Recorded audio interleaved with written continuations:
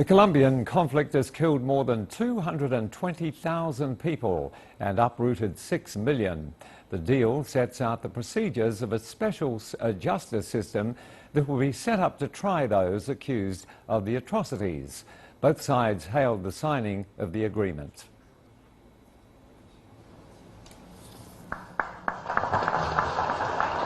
It is time to believe in peace. That was the message from representatives of the Colombian government as they announced advancements made in peace negotiations. On Tuesday, the Colombian government and FARC rebels signed an agreement on reparation for victims of the armed conflict. For the first time in the world, in the midst of an ongoing conflict, a mutual agreement is reached, where we formed a tribunal based on the recognition of responsibility, the recognition of truth, and with a commitment to repair victims. The agreement gives specific details on efforts that will be made to bring about truth, the reparation of victims, and guarantees to not repeat violence.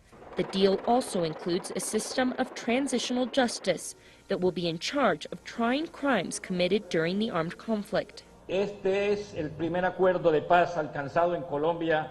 This is the first peace agreement reached in Colombia that hasn't ended with a general amnesty for all those involved in the conflict, but instead with the creation of a special peace tribunal with powers to find out about all the violations of rights and about all those responsible for these violations. Sobre todas las violaciones de derechos.